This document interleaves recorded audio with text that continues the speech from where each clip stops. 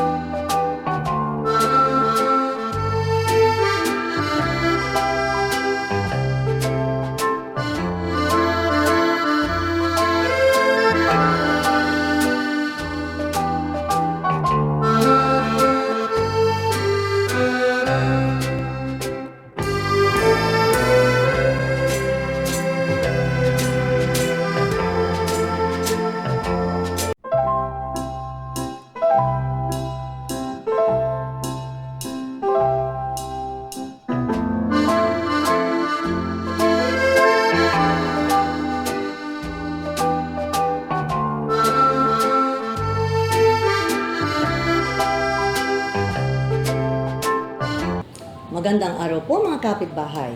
Isang baking episode na naman po ito sa Mrs. Galang's Kitchen at sana wag kayong aalis para matutuhan ninyo ang paggawa ng isa sa mga classic recipe ng Kapampangan cakes na ang tawag namin Taisan. For our ingredients, we need 2 1/4 cup sifted cake flour, 1 tablespoon baking powder, half cup of sugar, half cup of egg yolks, 3/4 cup of water, naka-include na po doon ang 1 tablespoon na diet juice, 2 teaspoons of diaprine, half cup of corn oil or cooking oil, 1 1/2 cups of egg whites, 1 teaspoon cream of tartar, half a teaspoon of salt, and 1 cup of sugar. Okay, to start with, we have to sift together our dry ingredients. Ito po isang chiffon cake po itong ginagawang Taisan na ito, although there are recipes na ang ginagamit ay sponge cake recipe. May pagkakaiba po itong dalawang recipe ito, ang sponge at saka sa chiffon. Kasi ang chiffon cake, meron siyang cooking oil or corn oil. Ang sponge cake po, sometimes it's purely egg yolks or egg whites, sugar, flour. Kuminsan yung special may butter. Pero this time, we will be using this recipe na chiffon type. So, we'll start by sifting together our dry ingredients. So, this is 2 1/4 cups of sifted cake flour. Galing nung nagsara nito, ang higpit wala siyang kawala. Tapos,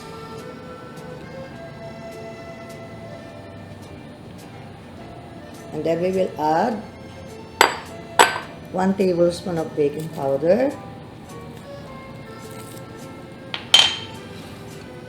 half cup of sugar,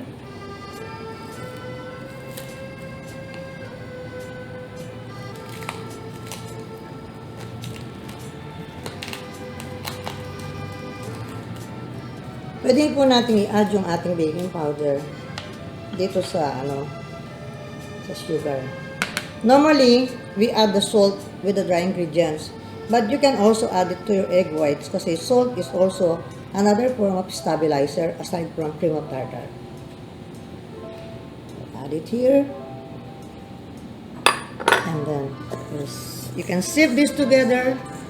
Noong una pong panahon, they sift this together 3 times. But I think, hindi na kailangan dito. Pwede nang i-blend na lang natin ng ganyan because anyway, we'll be mixing this thoroughly when we add the liquid ingredients. Now, I want to transfer this back. Na-mix ko na siya. If you want to sip it, okay lang. No problem. But it works also, even if you don't sip it. So, we will add the egg yolks.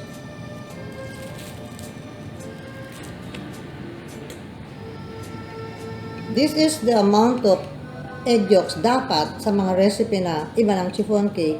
The amount of egg yolks that you add to your chiffon cake is the amount that you get from 1 cup of egg whites. But we are using here 1 and 1 cup of egg whites para mas malambot.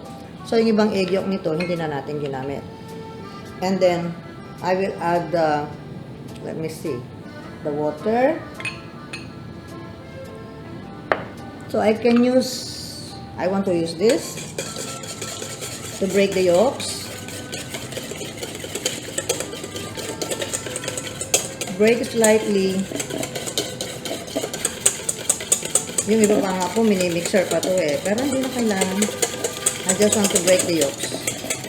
Para blended na siya before I add and para hindi siya gumagalaw at hindi siya mahingay. I'll put a wet, basahan underneath. Ayan, medyo soundproof na. Ito naman ang nag-ingay dyan. Now, I will add this. I hope this is 3/4 cup.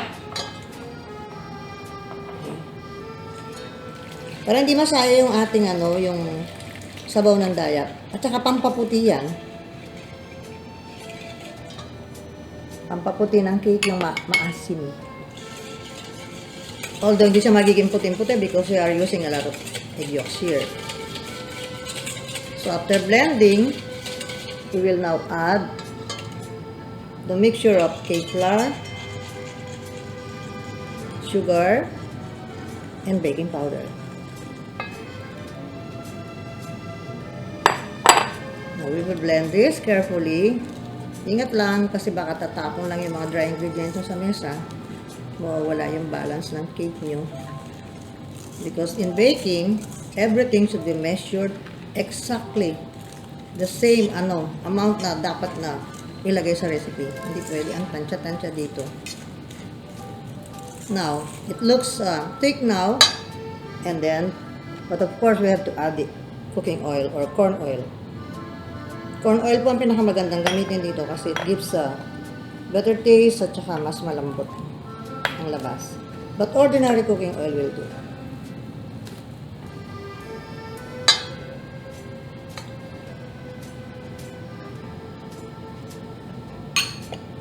Now, what we have to do now is just blend this carefully, slowly, making sure na wala ng sugar na gumagalas-galas.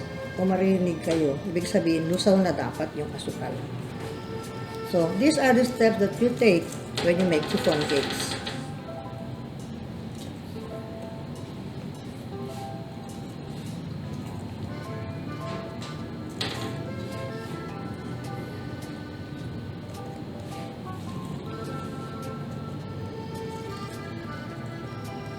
So, medyo malapot siya. But later on, na ito. Lalagnaw na ito.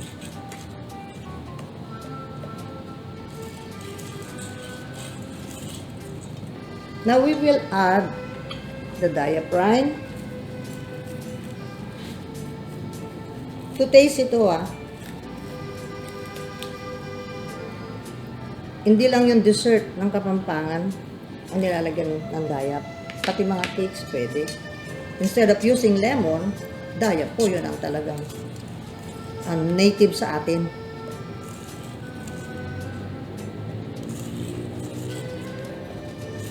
So, add some more. Siyempre, pag bagong pitas yung dayap mo, mabagsik ang lasa. Matapang ang lasa, pero pag medyo luma na, and fortunately for me, meron kaming dayap dito sa harapan ng bahay namin. There. I don't hear any sound of sugar anymore. And everything is well blended. Now we will go to the egg whites. This is the easy part. Ito po ang mahirap na parte sa paggawa ng chiffon cake. You have to be carefully, it has to be carefully done kasi dapat yung egg whites niyo wala siyang trace maski ng egg yolks at saka yung yung baking, yung bowl niyo at saka yung mixing yung beater niyo dapat malinis din. Any trace of oil will ruin the whole thing.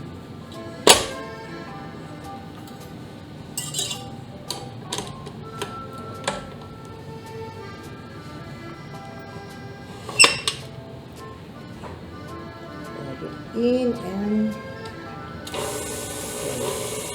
start tayo sa slow. And then I'll get ready with my sugar. And gradually increase the speed.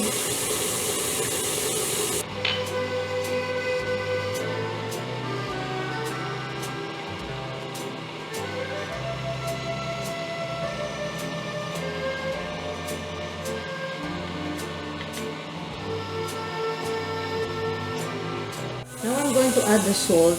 Pwedeng i-add yung salt dito, pero pwede rin dyan dahil nga sabi ko sa inyo, stabilizer din yan.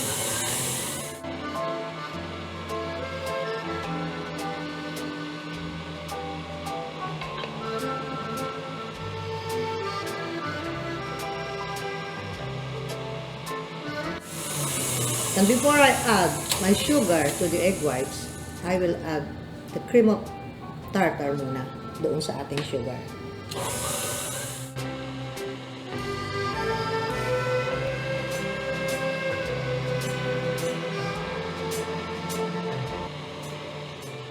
When the egg whites looks stable enough para madala niya yung ating asukal, umpisahan nyo na po ang paglagay.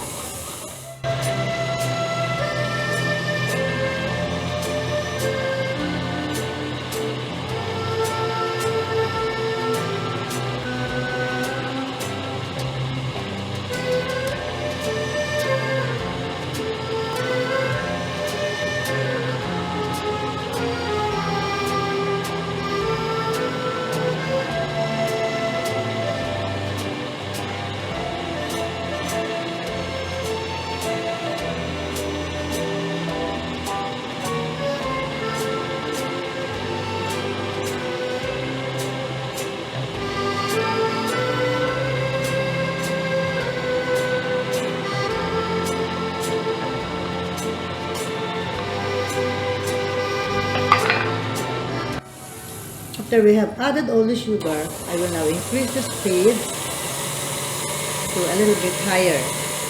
Kanina po medium lang, ngayon medyo halfway between, this is now halfway between medium and the highest speed. I never use the highest speed of this mixer. Masyado malakas.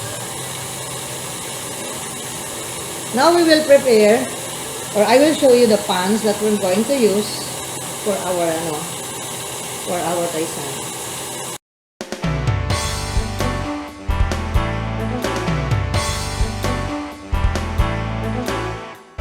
Okay, pag stiff na po yung egg whites natin, we will now blend it carefully or fold it into our egg yolks. Egg yolk mixture pala.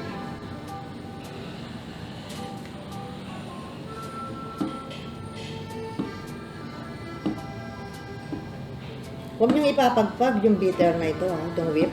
Mangangakalag-kalag po yan dito sa kanyang handle. At pag nakalagyan, maski pa-welding nyo, hindi na rin ganun katibay. So, we are using big 5-loaf pans na nakaline ng greaseproof paper and brush with a little butter. Sa side, wala siyang butter sa side. So, to fold, we'll add a little egg whites to our flour mixture, egg yolk flour mixture.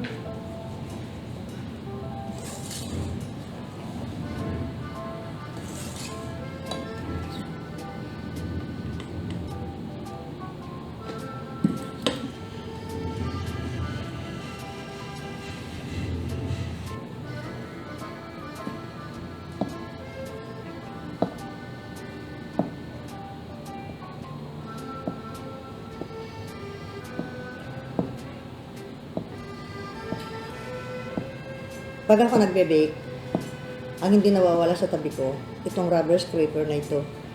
The wire whip, I can part away with this one, but never this one. Ito ang pinaka-importante sa akin dito. Pangalawa lang yung scraper.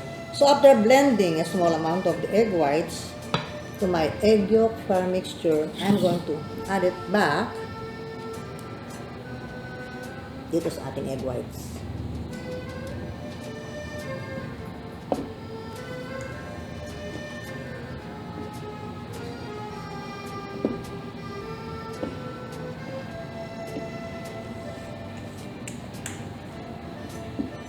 Make sure you scrape everything kasi sayang naman yan. I always tell my student to do that. Huwag kayo magtatapon na yung nakadikit nyo sa bowl. And then, just blend it now. This is one technique in baking that every aspiring baker should master. Kasi pag hindi mo alam gawin to, hindi ka makagagawa ng cake na maayos. Hindi naman baking powder lang ang nagpapala sa cake. Mas ito. Even without the baking powder, pwede kang gumawa ng chiffon cake. Pero yung egg white mo dapat maayos. Nasanay kasi akong pinapaikot ko yung aking bowl pag nagmimix ako nito.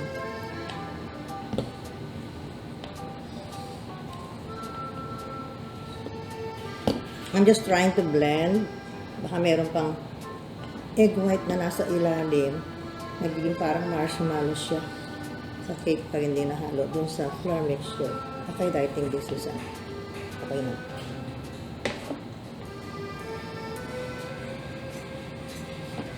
If you're just starting to learn how to bake, huwag po kayo ma-frustrate kung first time na gawin nyo to o second time hindi mapasang maayos. Dumaan din po si Mrs. Galang doon. Hindi umaasa yung mga cake na ginagawa ko nung una.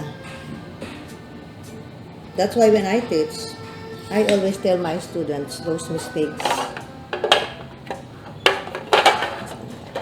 Now you try to pour an even thickness sa mga pans ninyo. Dapat evenly distributed. Tinitimbang ko pa nga yan. Pero i-ball ko na lang. Yung dalawa dito mas mabigat eh.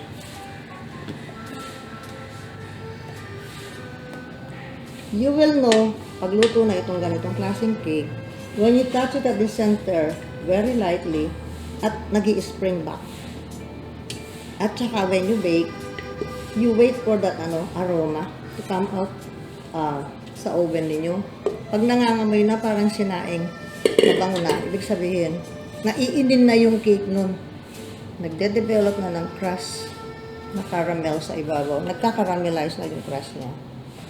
And it's at tapos na sa pag-alsa, parang pinapa-firm na lang niya, binabrown na lang niya yung labas niya. Parang sinaing. Pag naamoy mo na yung sinaing, na yun? Patutuyuin na lang yun kasi luto na yun. So now we're going to bake this over a pan of water. Ang tawag doon, bain-marie. Para mas malambot.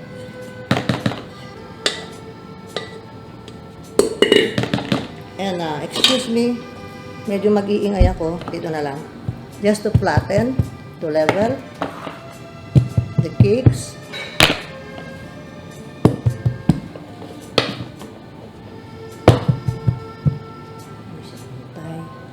Kasi pag hindi ko pinantay ito, mamaya ganyan ang itsura niya. Although magle-level siya ng konti. Hindi nga pala ito sponge cake. Ang sponge cake talaga hindi. So may cooking oil.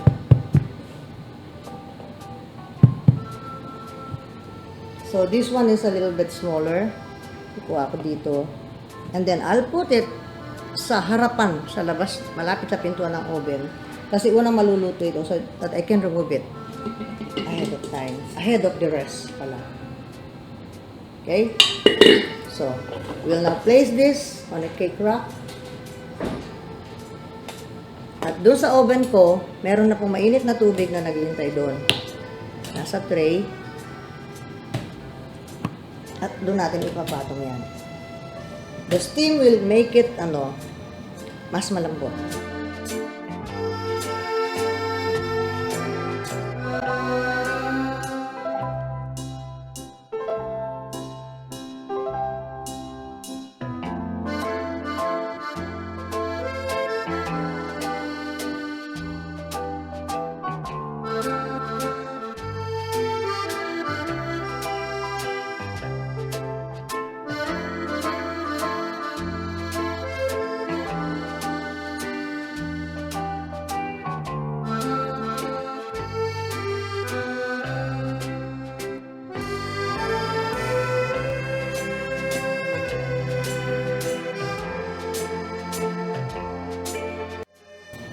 Okay, after 40 minutes, pag medyo malamig na ng konti, we can now brush this with butter.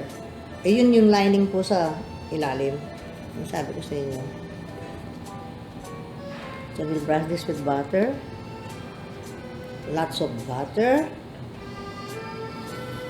Kung gusto nyo, abang mainit pa, lagyan nyo na. Papasok lang sa loob yun eh. I prefer cooling them.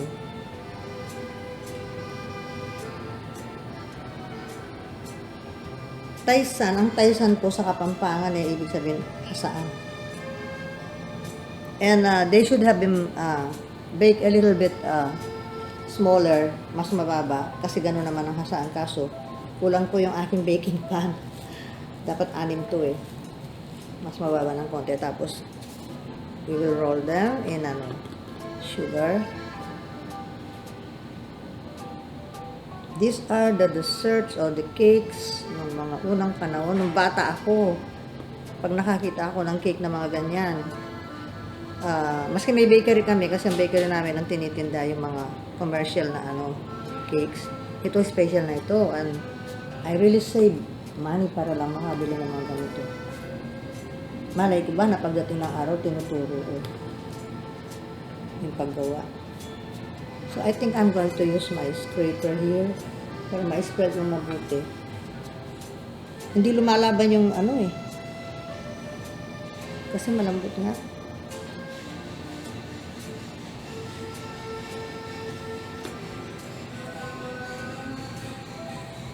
So, you brush it all over or spread butter all over.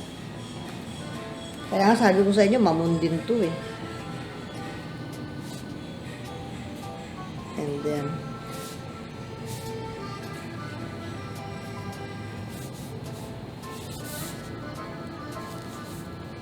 dikit nyo dun sa may sugar. Brush it on top.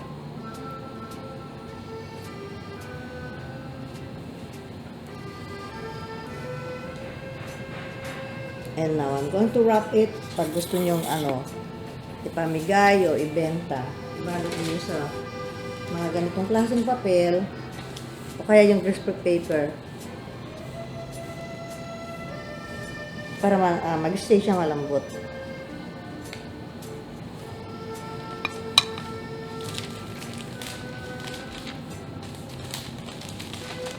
I forgot to put sugar on top. Kaya pala dumidikit.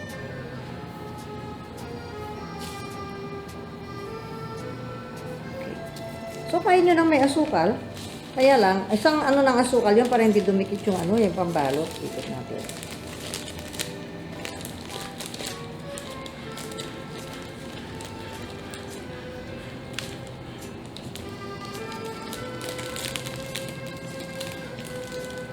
And then, tape nyo dyan sa side. Medyo maiksi yung aking wrapper.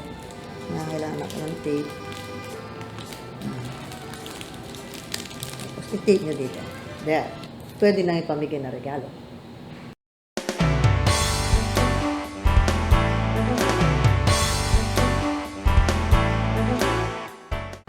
Okay, sana po na-enjoy ninyo ang aming demo at ito na po ang aming finished product. Hindi, yan yung ginaya ng ating oo nga finished pala. product. Okay, Ito yun. Ayan, see? Kaya siya tinawag na Taisan. Yung shape is similar, pero hindi yun nga, yung texture of course, hindi pareho. Alam natin ng Taisan ay bato. This is a Super sharpening stone. lambot. So, hindi mo naman ito makakain. Now, imagine siguro noong unang panahon, no, mas malalaki yung mga sharpening stone. Taisan, actually, ang root word is tais, which is Kapampangan for hasa or to Yes. sharpen. No? So, yung hasaan or yung sharpening stone is taisan. Ito yung stone, ito po yung cake. Pakita ninyo, mas malambot yung cake. Hindi ako nahirapang maghiwa. Ayaw ko lang magasgas yung plato ko. Kaya dinadahan-dahan ko. Hindi, kung kulang yung di gamitin natin ito. Ah, ayan. Pero hindi kailangan, no? Kasi nga, itong, anong type of cake ba? Ito, It's chiffon cake. chiffon. So, Actually, mamon yan eh. Sabi ko nga kay Sunny, mamon baked ito in a eh. different form. Bake in a loaf pan, pero mamon yan. Okay, so malambot. Pag sinabi nating mamon, pusong mamon, ibig sabihin malambot. Okay. Pusong paisan. Pusong taysa. Kaya tikman muna natin. Okay.